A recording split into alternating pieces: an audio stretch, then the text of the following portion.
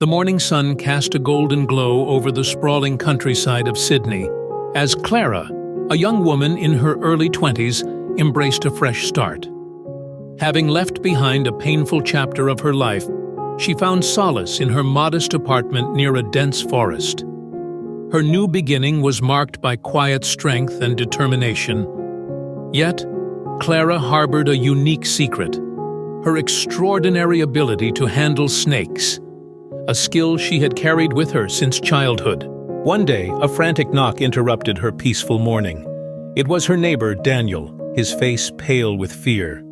"There's a snake in my closet," he stammered. Clara offered a reassuring smile. "I'll take care of it," she said calmly. Grabbing her snake-handling tools, she followed Daniel into his apartment.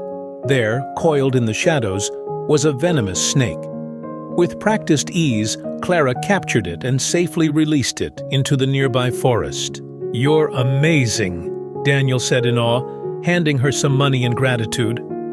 For Clara, it was her first earned income in Sydney, a small but significant victory. That evening, as she shared the news with her parents over the phone, her father's voice carried a warmth that filled her with pride. "You've come so far, Clara. Remember, strength lies in never forgetting where you started." Her father's words transported Clara back to her rural hometown, where her journey with snakes began.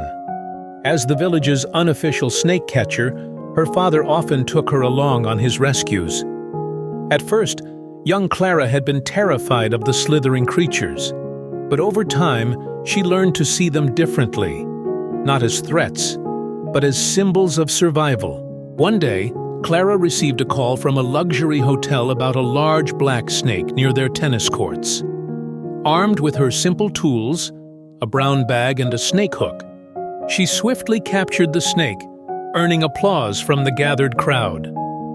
Among the onlookers was Adrian, a strikingly handsome man who seemed more intrigued by Clara than her skills.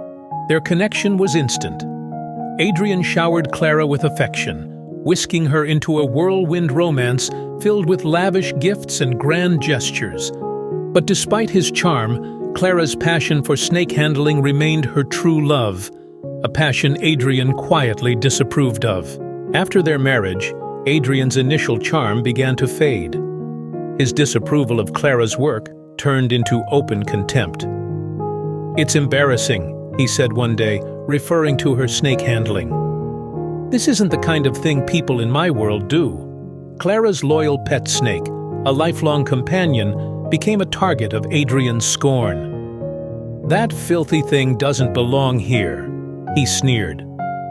One night, Adrian returned home in a drunken rage. His failing business and bruised ego fueled his anger. "You've ruined everything," he shouted, his words venomous and sharp.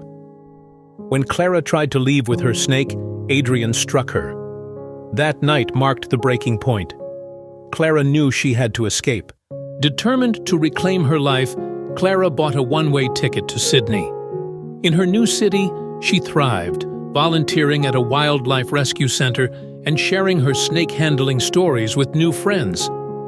Her life felt full of promise. But just as she began to rebuild, tragedy struck. Clara was found lifeless in her apartment, her beloved snake unharmed beside her. Adrian, still legally her husband, attended her funeral, using the opportunity to vilify the snake. "It must have bitten her," he declared to the mourners. But Clara's parents, knowing their daughter's deep bond with the creature, refused to believe it. During the burial, something extraordinary happened. As Clara's coffin was lowered, her snake slithered onto her arm, coiling gently as if to bid her farewell. Clara's father noticed something unusual. Her hand, where the snake had rested, felt warm. In disbelief, he uncovered her face and whispered, "Clara, can you hear me?" To everyone's astonishment, Clara gasped for air and opened her eyes. She had been alive all along. The mourners erupted in a mix of joy and shock. Meanwhile, Adrian fled the scene, his face pale with terror. The miraculous recovery prompted an investigation, revealing Adrian's sinister intentions. He had been secretly entering Clara's apartment, attempting to poison her. Adrian was arrested and sentenced to life in prison, his manipulative facade finally unmasked. Clara's story became a legend, celebrated for its blend of resilience, compassion, and the unbreakable bond between human and animal. Her loyal snake, once a source of contention, emerged as a symbol of life and hope. Clara's belief in kindness and connection had not only saved her, but also reminded everyone of the profound relationships we share with the creatures around us. In the end, Clara's life was forever changed, not by the challenges she faced, but by the strength she found within and the quiet guardian who stood by her side. Her tale stands as a testament to the enduring power of trust, kindness, and the unexpected allies we find along the way.